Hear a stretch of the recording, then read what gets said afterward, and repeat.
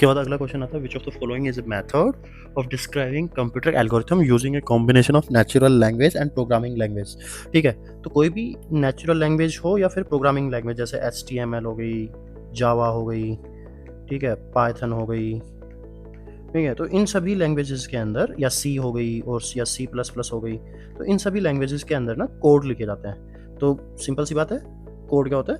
पैसूडो codes. ठीक है, algorithm होता है कि how the code will work, that is called algorithm. ठीक है, if you are going to flow chart is just simple कि सबसे पहले ये चीज की जाएगी, फिर उसके बाद सेकंड चीज की जाएगी, फिर उसके बाद थर्ड चीज की जाएगी। तो इस तरीके से that will be called a flow charts, how the things happen one by one. तो this is a flow chart, just like as कि आप मान लीजिए आप पार्क में जा रहे हैं रनिंग करने के लिए, तो आप सबसे पहले क्या करेंगे? आप सबसे पहले पार्क में पहुंचेंगे, फिर आप वार्म अप करेंगे, फिर आप रनिंग करेंगे। This is called a flow chart कि सबसे पहले आप पार्क में पहुंचे, फिर आपने वार्म अप किया, फिर आपने रनिंग स्टार्ट की एंड रनिंग कंप्लीट की, उसके बाद आप रनिंग को कंप्लीट कर रहे हैं and then back to home. तो this is called a flow chart कि how in a cycle of work is happening. ठीक है, पैसूडो कोड कि आपके हर एक एक्ट को करने के लिए आप जो एफर्ट डाल रहे हैं, दिस इज कॉल्ड पैसूडो कोड। और एल्गोरिथम्स आर लाइक कि आप इन चीज़ों को करने के लिए क्या क्या चीज़ें यूज़ कर रहे हैं, कि किस तरीके से होंगी। लाइक आप बाय वॉक जाएंगे, बाय कार जाएंगे, बाय मोटरसाइकिल जाएंगे, तो वो सारी चीज़ें एल्गोरिथम्स हो जाती हैं। तो pseudo codes are the correct answer. ठीक है, पीओपी का फुल फॉर्म क्या है? POP protocol.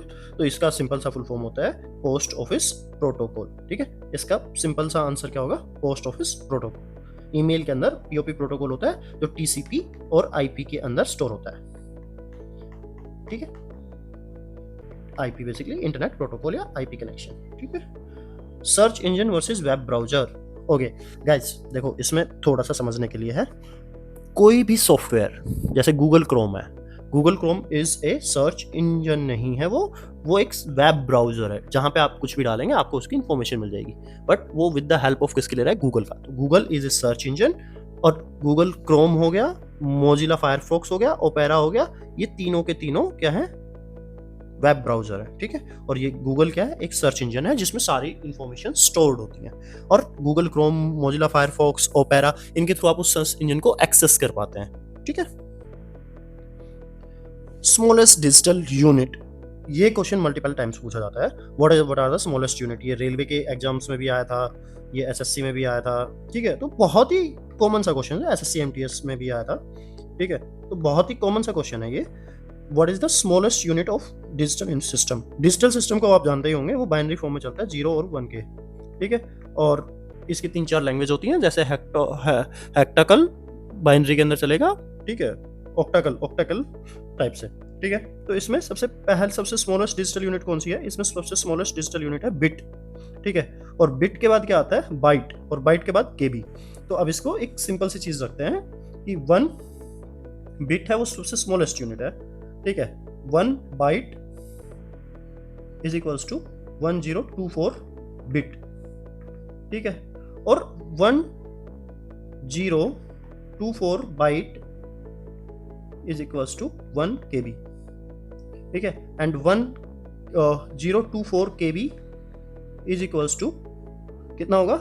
1 MB, और फिर इतना ही MB होगा 1 GB। ठीक है, 1024 KB is equals to MB is equals to क्या होगा? GB, 1 GB। तो इस तरीके से ये फॉर्मेशन चलती है। ठीक है, तो सबसे स्मॉलेस्ट यूनिट कौन सी है? बिट है। ओके, आई होप आपको समझ में आया होगा। An error in a computer program is known as a glitch, bug, virus, fault. जैसा कि मैंने पहले बताया था, वायरस क्या करता है? कंप्यूटर को स्लो कर देता है आपका, लेकिन काम करेगा। जैसे आप कोई भी काम कर रहे हैं लेकिन आपको फीवर है, तो आप उस काम को स्लो करेंगे। आपकी तबीयत ठीक नहीं है तो आप स्लो करेंगे। ठीक है, तो समथिंग लाइक दैट वायरस इस तरीके से वर्क करता है। ठीक है, ग्लिच इज समथिंग कि जो उस काम को बिल्कुल ही रोक दे।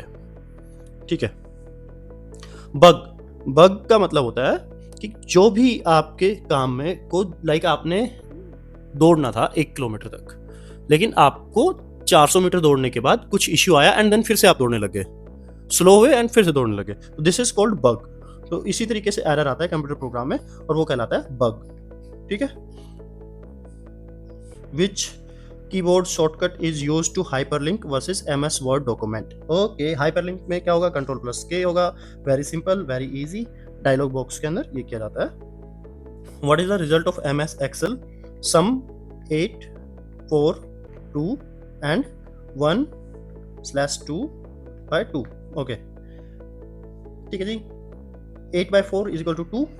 देखो 8/4 कितना हो गया, 2 हो गया, और फिर बाय में 2, 2/2 कितना हो गया, इज इक्वल्स टू 1, एंड 1/2 और 2, तो that will be the answer.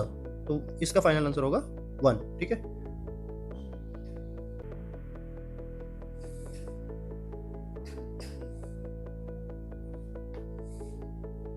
इसका फाइनल आंसर क्या होगा, 1। 8/4/2। ठीक है जी। तो 8/4/2 इज कैलकुलेटेड एज 2/2, क्योंकि ये बाइनरी नंबर में चल रहा है, तो is equals to 1, and 1/1 is calculated is 1/1, क्योंकि 2 से 2 यहाँ पे हो गया, वो तो 1/1, तो 1/1 इज इक्वल टू 0।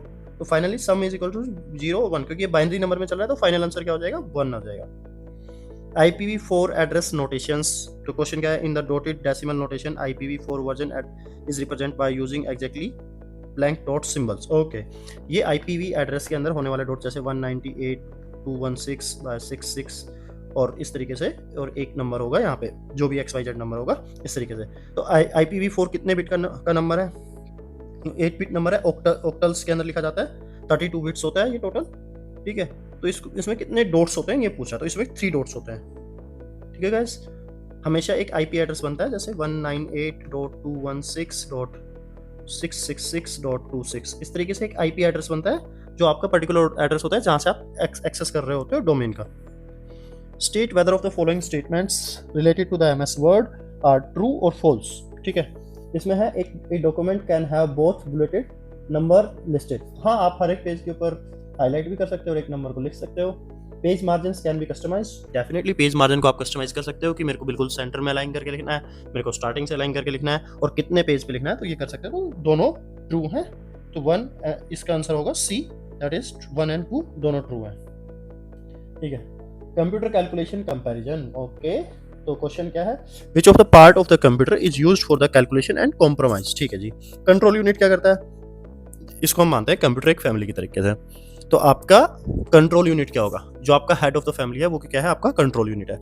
तो मान लीजिए आपके हेड ऑफ द यूनिट आपके फादर है, तो आपकी फैमिली के, तो आपके फादर ही पूरी फैमिली को कंट्रोल करेंगे, आपके फादर की ही चलेगी, तो डेफिनेटली कंट्रोल यूनिट कौन हो गया, फादर। तो इसी तरीके से कंप्यूटर में एक कंट्रोल यूनिट होता है जो पूरी सिस्टम्स को करता है, that is the control unit.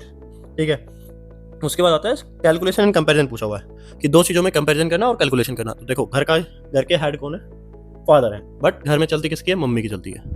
Mummy हिसाब रखती है कि अरे फलाने को पैसे दिए थे, लिए या नहीं लिए। ठीक है, मेरे को सब्जी खरीदनी है, इतने पैसे चाहिए मेरे को, या मेरे को सूट खरीदना है, इतने पैसे चाहिए। तो चीज़ों के साथ में कंपैरिजन कौन कर रहा है, मदर कर रही है। तो basically ALU is just like as a mother. ठीक है, arithmetic logic unit in a family. Disk unit, जहाँ पे फ्लॉपी डिस्क डाल के आप कोई भी डाटा स्टोर करते होते हैं, दैट इज तो डिस्क यूनिट। मॉडम आप लगा लो कि जो आपकी कंडीशन है वही एक मॉडम होता है। ठीक है, तो अर्थमेटिक लॉजिकल यूनिट सबसे इजी और आसान तरीका बताया मैंने आपको करने के लिए। ये 20 पॉइंट्स 20 क्वेश्चन बड़े इंपॉर्टेंट टॉपिक्स होते हैं जो आपके CGL एग्जाम में, दिल्ली पुलिस के एग्जाम में आपसे पूछे जाएंगे। ठीक है, तो और इसके साथ में हम और भी क्वेश्चंस लेके आते रहेंगे आपके लिए, जो आपके लिए इंपॉर्टेंट होंगे।